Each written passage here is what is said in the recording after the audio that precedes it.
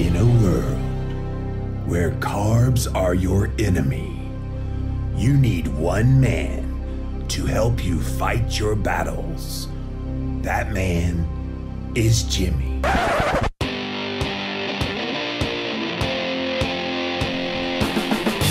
Combating nutrition disinformation and general bull. It's Jimmy Rants. JimmyRants.com. What's up, you guys? Welcome back to another Instagram Live, and we're here with another episode of Jimmy Rants. If you're brand new to the Jimmy Rants concept, hop on over to JimmyRants.com. You'll see that the magic starts over on Instagram. We do a couple of live videos every single day, so go and follow me on Instagram at Livin' Low Carb Man, LIVINLOWCARBMAN. Once you're there, you can follow live, just like all these awesome people are doing right now. And if you missed the live, that's okay. You can watch the replay for up to 24 hours on Instagram. But after 24 hours, it does disappear. So we put all the past episodes up on YouTube. A lot of people watching on YouTube right now, these Jimmy Rants episodes. So go type in a keyword Jimmy Rants, and you will find the past episodes. Finally, we have a Jimmy Rants podcast. If you'd rather listen to the audio of the best moments of this show, go over to Apple Podcasts, type in Jimmy Rants. You will find the show. Leave us a review while you're there. Subscribe as well. All of this, you guys, is at JimmyRants.com. Today's Jimmy Rants is all about those people that see people like me and Dave Feldman and various others that are out here doing what's called N=1 testing. So N=1 is a scientific term in a study lingo. It just means N is the number of participants in the study, and the number is the number of people in the study. So if you do something on yourself through a self-experimentation, it's considered an N=1. So what I want to talk about here today is how that's right, you, don't look the other way, ain't nobody behind you, it's you, can easily conduct your own N=1 experiments while you're eating keto. So if you listen to my Friday podcast, I have a podcast that airs every Friday with Dr. John Lemansky. He's a medical doctor who uses various biohacking techniques with keto to help his patients. It's called the Keto Hacking MD podcast, ketohackingmd.com if you want to check it out. But we do a lot of N=1, but because it's me and John doing it, it's actually N=2 experiments where we do various tests. So you might be thinking, okay, well, I don't have a lot of money that I could spend on all these really fancy schmancy expensive tests. And I'm here to tell you, you don't need to. The very first time I ever started doing self-testing, N=1 testing, was back in about 2008, I believe it was. So right at about 11, 12 years ago. And I started wondering what impact things like the Atkins shakes would have on my blood sugar. So I went and bought a glucometer at Walmart and started testing my blood sugar before having something, and then like 1 hour and 2 hours after having something. So I tested like the Atkins shakes, and then to have control, I also tested milk. So I had whole milk from the grocery store, 2% milk, skim milk, and then I also, because I live in South Carolina, we can get raw milk here, so I got some raw milk. And I was testing my blood sugar, doing all of those experiments. Christina's an artist, so I had her draw graphs of what happened to my blood sugar, and I posted that on my blog, and people were like, oh my gosh, look at what happened to you, and it's amazing. By the way, the raw milk had the least impact on my blood sugar. Guess which one had the most? It was the skim milk. So really interesting. So that got my feet wet doing that. And so I said, okay, let's test other things. So at the time there was this Dreamfields pasta, which claimed to be a low carbohydrate option, and it wasn't. It made my blood sugar spike as much as regular pasta. So I ate regular pasta and the Dreamfields to show the difference, and there was no difference. It was really, really bad. And then same with some low-carb bread. So anyway, the point being, whatever it is that you're wanting to test, the best way to kind of start is just come up with some parameters that you want to test. So for me, I always like to test blood sugar. Within the context of doing a ketogenic diet type of experiment, I also test blood ketones. I also do breath ketones with the ketonics. You can also run some blood tests on your own. Write down these websites, you guys. So if you want to run some blood tests, you got a little bit extra money that you can do the blood tests, run various blood tests, which I talk about mine pretty often, but definitely fasting insulin, HSCRP for an inflammation marker, a cholesterol panel, various things that you can do. So go to privatemdlabs.com. That's the one that I use. I don't make any money off of telling you them. I'm just telling you the one that I use, privatemdlabs.com. There's another one called anylabtestnow.com as well. So you can have that run and run some tests. And you hear all the ones that we talk about so often here on Jimmy Rants and in the keto community. You know kind of which ones to run based on what you've heard. So run those tests before you start your test, your N=1, and then run it after, and then you see the differences of what happened.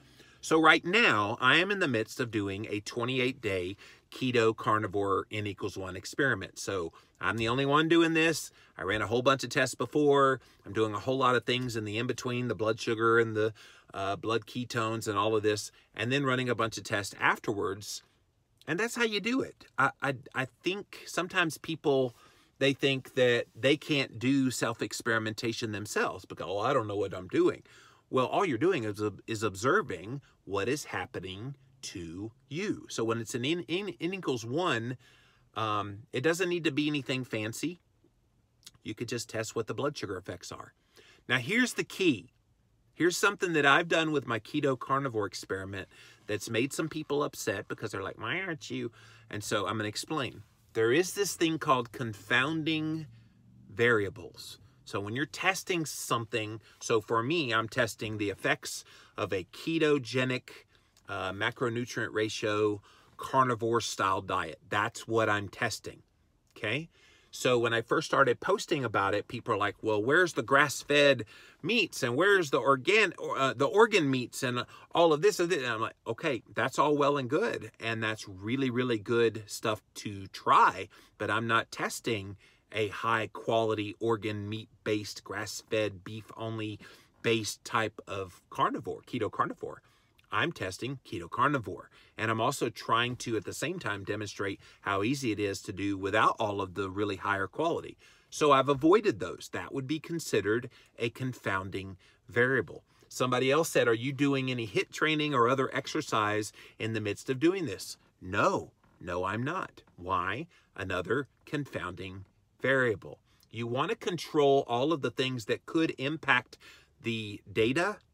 You want to control those things. So I've not been doing my infrared sauna. I've not been doing the ice baths. When this testing period is over, I am adding back all of that stuff and more. So stay tuned, you guys. At the end of the 28-day period, which ends in about a week and a half, I will be adding back in all of those things again. So, does that make sense? With the N=1, what you do is you try something. You find parameters by which to try it. You try to stick as closely as possible to the protocol that you set up. You try to control all of the confounding variables that you possibly can so that you don't make the data useless. Now, here's the thing. When I started posting, and I did a very famous N=1 experiment for a whole year with nutritional ketosis back in 2012, 2013. It was the basis for what eventually became my book, Keto Clarity. So pick up Keto Clarity if you want to read all about my N=1 of that. What's fascinating is people will say, well, look what happened to Jimmy Moore when he did X. So therefore, because it happened to him, it's going to happen to me. And I'm the first to tell you, all this N=1 testing does is shows you what happens to the person doing the N=1. So if I post about my keto carnivore experiment, which I have been, and I give you the results of what's happening to me, which I have been, it doesn't mean anything to you.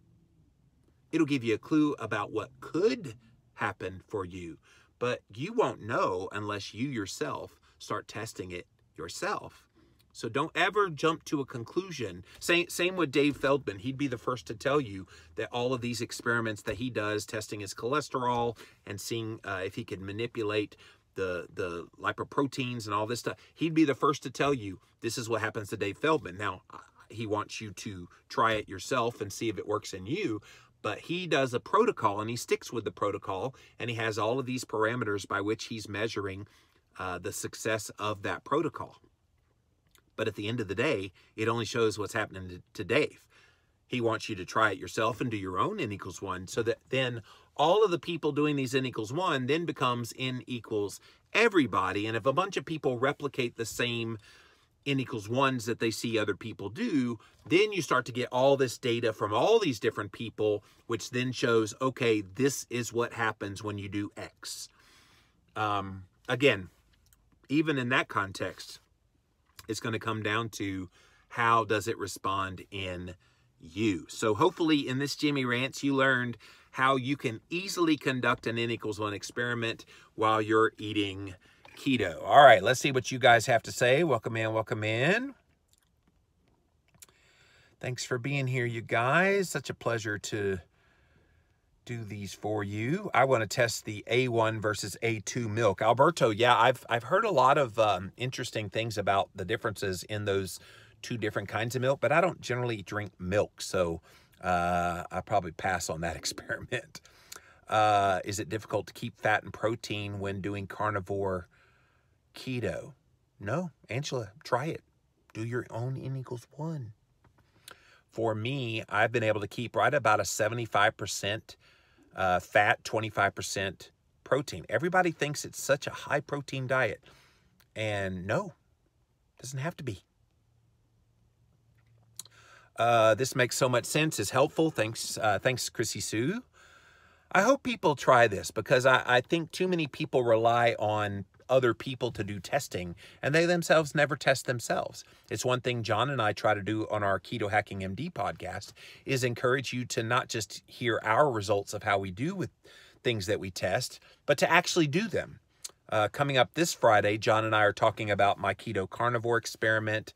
Then next week, we're going to have Sean Baker, the guy that does carnivore, to kind of get his thoughts on how this has gone for me. The week after that, we'll go over all the blood test results, because by then all the blood tests will be back in, and we'll extrapolate and explain everything, analyze everything that's happened to me doing this experiment. So if you're very curious about this, I encourage you go listen to the Keto Hacking MD podcast, ketohackingmd.com.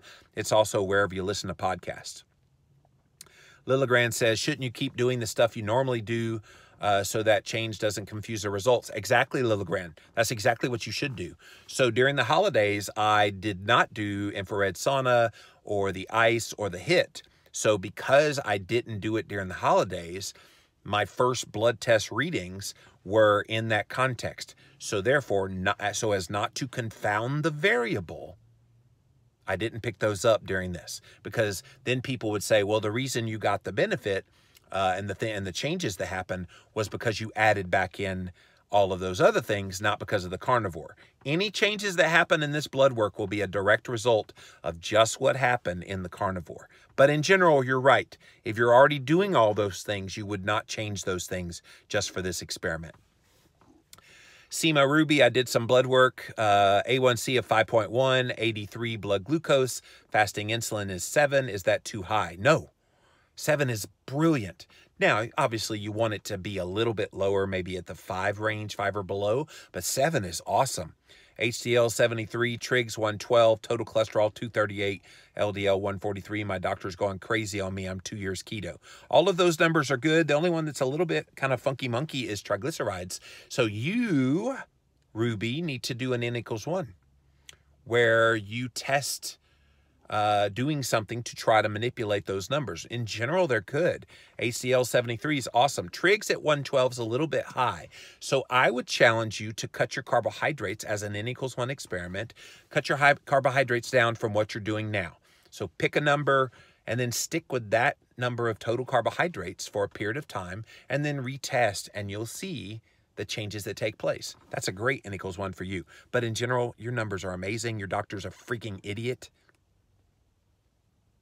Go back and watch Jimmy Rants. Put in Jimmy Rants cholesterol in a keyword search on YouTube, and you'll see what I think about cholesterol numbers and doctors.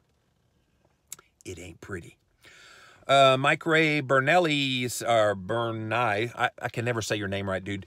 I'm lucky since you and I are very much alike. We are. That's scary for you, brother. She's so keto. Do you think you could make those ratios being dairy-free? So that's the other thing. People said, well, why don't you cut out the dairy because I'm having cheese in my keto carnivore? I'm like, no, I'm trying to show people how you can do it with those things. Now, if I choose to take them out, sure. And yes, to answer your question, she's so keto, you can hit 75-25 pretty easily without dairy. You just have to be a little more creative. Trying to think, you could do lard. You could do coconut oil. Yeah, there'd be easy ways to do it. Wouldn't be carnivore, I guess, if you added the coconut oil, but you could do lard and beef tallow.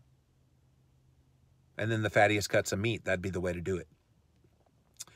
What markers would one look out for to go do blood work? I'm a newbie. So Betty Coate, we talk about this quite a bit. If you're going to do basic markers, get this thing called a CMP, Complete Metabolic Panel. You also want to do a CBC, a Complete Blood Count. I think the C in CMP is a Comprehensive Metabolic Panel. Get those, because that's a whole bunch of like basic tests about how you're doing. You also want to get a fasting insulin. That's a really good one to run. An A1C, which is an average of your blood glucose for the past 3 months. You also want to get, on a daily basis, testing your blood sugar. You could do a standard lipid panel, but if you're going to go all out on this, I would say get an advanced lipid panel like an NMR lipoprofile test. Again, all of these, you guys, we've been talking about quite a bit. Go look up online, just type in keto and test to run, and you'll find a bunch of sites that will tell you different things. Now, it obviously depends on what you're wanting to see change. So part of this keto carnivore experiment, we wanted to see if it would improve my testosterone levels.